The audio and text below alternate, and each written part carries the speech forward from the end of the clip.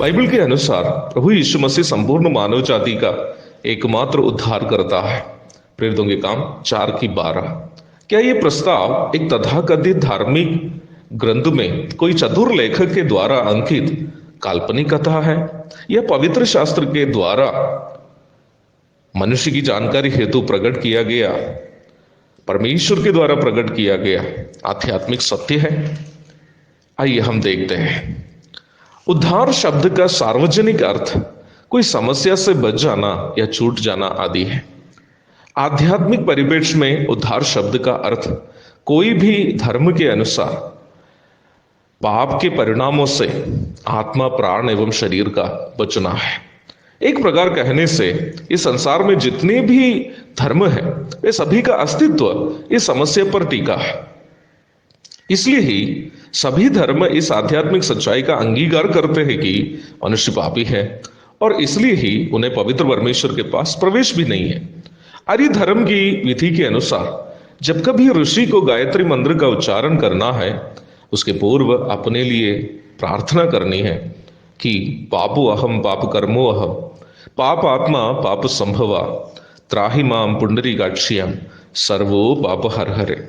अर्थात मैं पाप हूं, इसलिए मेरा कर्म भी पापमय और मेरी आत्मा भी पापमय है। मैं सबसे अधम पापी हूं, इसलिए है ईश्वर आप मेरे पापों को क्षमा कीजिए। भज गोविंदम का एक विख्यात प्रार्थना है। ये गांधी जी का एक पसंदीदा प्रार्थना भी थी। पुनरपि जननम पुनरपि मरणम पुनरपि जननी जठरे शयनम इह संसारे वह दुस्तारे कृपया पारे पाहि मुरारी। अर्थात बार बार जन्म लेना और बार बार मरना और बार बार मां के कोख में रहना आदि पार करना बहुत मुश्किल है। मृत्यु को हरने वाले तारणहार, अपना अनुग्रह से मुझे बचा ले। दुनिया के कोई भी धर्म या मजहब को ले, सभी धर्म ये सच्चाई का अंगीकार करते हैं कि मनुष्य पापी है, इसलिए वो मृत्यु के अधीन है। पाप के विषय में जब कहते हैं, ज्यादातर लोगों की सोच यह है कि हम जो बुराइयां करते हैं केवल वही पाप है, जबकि ये सोच बिल्कुल गलत है। इस्राएल का दूसरा राजा और एक बड़ा भक्त मनुष्य महान दाऊद अपना एक प्रार्थना भजन में गाता है, देख मैं अधर्म के साथ उत्पन्न हुआ और पाप के साथ अपनी माता के गर्भ में बढ़ा। भजन 51:5। अर्थात मनुष्य के अंदर जो पाप है वो अपने बाप दादाओं से उन्होंने प्राप्त किया। बाप दादाओं का पाप का बोझ एक मनुष्य के अंदर तभी आता है जब वह अपनी मां के कोख में एक भ्रूण के रूप में उत्पन्न होता है। सांप के ढसने पर जहर इसलिए नहीं निकलता है क्योंकि वो अचानक हमें ढसा, बल्कि ढसने के समय जहर उगलना उसका जन्म के समय उसके माता पिता से प्राप्त उसका स्वभाव है। जहर उस समय से उसके अंदर में है जब वो जन्म लिया, इसलिए वो जब ढसता है तो उसके दांतों से जहर निकलता है। वैसे ही मनुष्य के कर्म बुराई में तब्दील इसलिए हो जाता है क्योंकि मनुष्य माँ बाप से प्राप्त पाप के साथ जन्म लेता है। बाइबल के नया नियम की परिप्रेक्ष्य में पाप की परिभाषा और भी भयानक है। नया नियम की मूल भाषा यूनानी में पाप के लिए इस्तेमाल किया गया शब्द हमार्टिया है, जिसका अर्थ लक्ष्य के पूर्व चूक जाना है। अर्थात मनुष्य के यहां तक सत्कर्म भी यदि उस सत्कर्म का स्तर परमेश्वर के पवित्र स्वभावों के स्तर तक नहीं पहुंचता हो तो उन सत्कर्म भी परमेश्वर की नजरों में पाप है। इसका मतलब मनुष्य करने वाला हर एक काम, चाहे वो हमारे नजरों में सत्कर्म भी क्यों ना हो, परमेश्वर के नजरों में पाप ही है। ऐसी स्थिति में हम मनुष्य पाप से और उसका भयानक परिणाम अनंतकालीन मृत्यु से कैसे बचेंगे? तर्तरीय आरण्यकम उपनिषद कहती है, सर्वो पाप परिहारो रक्तम प्रोषणम आवश्यम ताड़ रक्तम परमात्मेना पुण्यदानम बलियागम। अर्थात पाप से मुक्ति पाने के लिए खून बहाना जरूरी है, वो खून परमात्मा को ही स्वयं बहाना है। लहू बहाकर खुदा को खुश करने के लिए अपना बेटा को कुर्बान करने की कोशिश करने वाला नबी इब्राहिम की कहानी कुरान में आप देख सकते हैं। परंतु इब्राहिम के बेटे के गले में चाकू घुसने के पूर्व खुदा ने इब्राहिम को आसमान से पुकारा और कहा, इब्राहिम इब्राहिम, बालक पर हाथ नहीं रखना, पीछे की ओर मोड़कर देखना, मैं तुम्हारे लिए एक मेढ़ा को तैयार किया। इब्राहिम पीछे की ओर मोड़कर देखा तो खुदा वहां एक मेढ़ा को इब्राहिम के लिए उपलब्ध कराया था।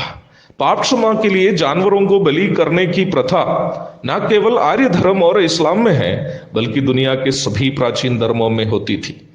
परंतु लोग इस बात से जाने अनजाने अनजान रह गए कि खुदा परमेश्वर के द्वारा दिखाया गया मेढ़ा एक प्रतीक था। It was a symbol. ईस्वी पूर्व 700 के लगभग में इस्राएल के धार्मिक गुरु नबी यशायाह ऊंची आवाज से पुकार कर कहा, इस कारण प्रभु आप ही तुमको एक चिन्ह देगा, सुनो, एक कुमारी गर्भवती होगी और पुत्र जनेगी और उसका नाम इमानुएल अथवा परमेश्वर हमारे साथ रखेगी। यशायाह 7:14। वो आगे कहता है, क्योंकि हमारे लिए एक बालक उत्पन्न हुआ, हमें एक पुत्र दिया गया है। यशायाह 9:6। कुंवारी के द्वारा पिता के बिना परमेश्वर के आत्मा की ताकत से पैदाइश, इस बालक कौन है? दुनिया के इतिहास में कुमारी के द्वारा पाप के बिना पैदाइश एक ही व्यक्ति है, वो प्रभु यीशु मसीह है। अखिल चराचर के निर्माता परमपिता परमेश्वर जब मानव रूप धारण किया, उन्होंने कुमारी के द्वारा जगत में आया। वो है प्रभु यीशु मसीह, मैं प्रचार करने वाला मेरा प्रभु यीशु मसीह। इस्राएल के यरदन नदी के किनारे से धीरे धीरे चलकर जाने वाले प्रभु यीशु को देखकर इस्राएल राष्ट्र के अंतिम नबी यूहन्ना बपतिस्मा देने वाला जोर से पुकार कर लोगों से कहा, देखो ये परमेश्वर का मेमना है जो जगत का पाप उठा ले जाता है। प्रभु यीशु ही वह व्यक्ति है जो पवित्र शास्त्र के वचनों के आधार पर कुमारी में जन्म लिया, पवित्र शास्त्र के वचन के अनुसार निष्पाप जीवन बिताकर संपूर्ण पाप बलि हो गया और पवित्र शास्त्र के वचन के अनुसार कब्र को खाली छोड़कर तीसरा दिन जी उठा, जिनका खाली कब्र आज भी इस्राएल के यरूशलेम में हमारे लिए एक गवाह के रूप में बाकी है। इन तीनों योग्यता, कुमारी में जन्म लेना, निष्पाप जीवन बिताकर बलि हो जाना और मरने के बाद तीसरा दिन जी उठना, इन तीनों योग्यता आप कोई अन्य व्यक्ति में देखते हैं तो आप उन्हें उद्धारकर्ता के रूप में मान सकते हैं। यदि नहीं तो उद्धार पाने के लिए आपको प्रभु यीशु मसीह को प्रभु एवं उद्धारकर्ता के रूप में मानना जरूरी है प्यारो, क्योंकि पवित्र शास्त्र कहते हैं किसी दूसरे के द्वारा उद्धार नहीं, क्योंकि स्वर्ग के नीचे मनुष्यों में और कोई दूसरा नाम नहीं दिया गया जिसके द्वारा हम उद्धार प्राप्त कर सके। आमीन। कलवरी पर हुआ एक बलि, जन्नत तुझको दिया जाने को, नदी जैसे बह निकला, बेगुनाह के लहू क्रूस पर, बेगुनाह के लहू क्रूस पर। जिंदगी खत्म होगी एक दिन, मंजिल है तेरे कहाँ,